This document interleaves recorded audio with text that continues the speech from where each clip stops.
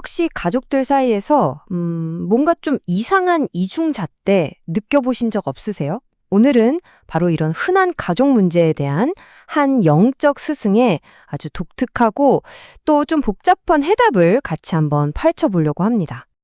자, 시작은 바로 이 질문입니다.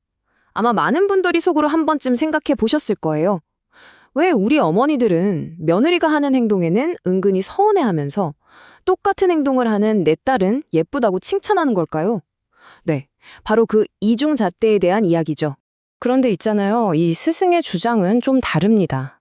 이게 그냥 감정적으로 딸이 더 예뻐서 그런 편견의 문제가 아니라는 거예요. 훨씬 더 근본적인 이유가 있는데 그게 바로 자연의 법칙을 우리가 이해하지 못해서 그렇다는 겁니다. 자, 한번 자세히 들어가 볼게요. 이 스승이 뭐라고 하냐면요. 우리가 도와준다고 생각하면서 자녀들이 해달라는 걸 다 해주는 거 있잖아요. 그게 사실은 아이를 돕는 게 아니라 오히려 그들의 성장을 망치는 아주 해로운 행동이라는 겁니다. 왜냐? 좋은 인격이라는 건 부모와 자식이 서로 의견을 나누고 조율하는 과정에서 만들어지는 건데 무조건 다 해주면 그럴 기회 자체가 사라져버린다는 거죠. 그래서 이 가르침에서 제시하는 해법의 핵심은 아주 명확합니다. 바로 성인의 독립이라는 확고한 원칙을 세워야 한다는 거예요. 그리고 이 독립의 원칙에는 아주 구체적이고 명확한 기준선이 있습니다. 그게 바로 나이 30입니다. 그러니까 30이 넘은 부부는 이제 부모와는 완전히 별개의 독립된 가정으로 움직여야 한다는 겁니다. 자기들 문제는 스스로 해결하고 부부싸움 같은 것도 부모한테 가져오지 말고요. 만약 이걸 지키지 않으면 인생이 아주 복잡하게 꼬이게 된다고 아주 강력하게 경고합니다. 여기서 도와준다는 말의 의미가 우리가 알던 거랑은 완전히 달라집니다. 그냥 뭘 해주고 들어주는 게 도움이 아니라는 거죠. 진짜 도움은 스스로 문제를 풀 수 있도록 옆에서 같이 의논해주고 방향을 찾아주는 과정 그 자체라는 겁니다. 자, 그럼 이런 생각이 들죠. 아니, 어떻게 30살 됐다고 갑자기 짠 하고 독립적인 인간이 될 수 있을까요? 이 가르침에 따르면 그건 절대 불가능합니다. 진짜 독립은요, 평생에 걸쳐서 아주 체계적으로 만들어지는 결과물이라고 해요. 강연을 보면 인생을 7년 주기로 3단계로 나눠요. 7살까지는 아이가 부모를 그냥 따르는 시기, 14살까지는 결정의 한 30% 정도는 아이와 의논해야 하고요. 그리고 21살까지는 70%를 아이와 합의해서 결정해야 한다는 아주 구체적인 지침을 줍니다. 이 스스는 이 7년 주기를 바로 자연의 법칙이라고 부르는 겁니다. 그리고 이 법칙을 따르는 것만이 제대로 된 어른을 키워내고 또 화목한 가정을 만드는 유일한 길이라고 아주 강하게 강조합니다. 그리고 이 문장은 이 가르침이 얼마나 진지한지를 딱 보여주죠.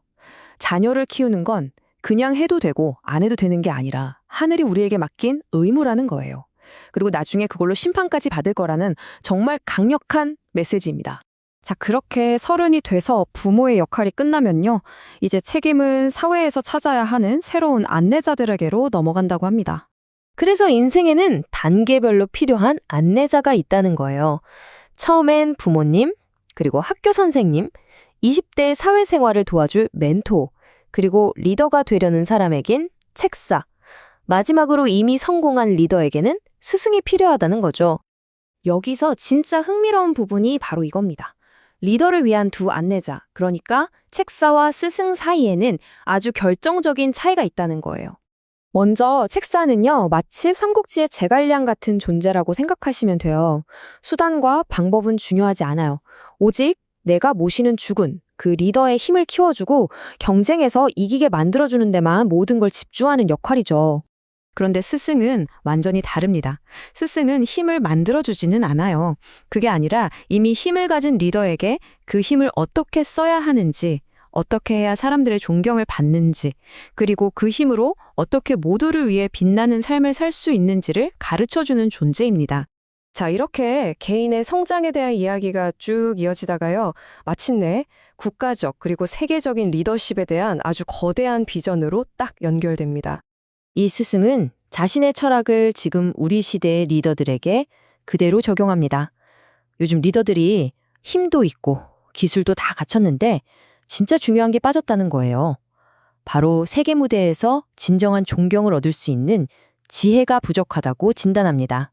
그럼 그 문제가 뭐냐? 바로 이거예요.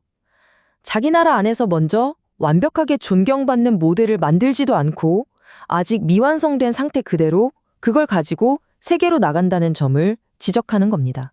그리고 바로 이 지점에서 이 모든 이야기의 결론이 나옵니다.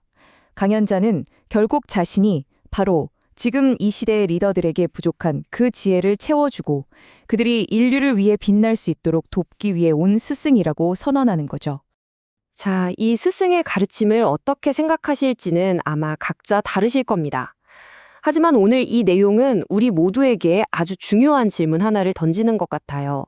이렇게 정보는 넘쳐나는 세상에서 우리에게 정말 필요한 진정한 지혜는 과연 어떤 모습이고 우리는 그 지혜를 어디에서 찾아야 할까요?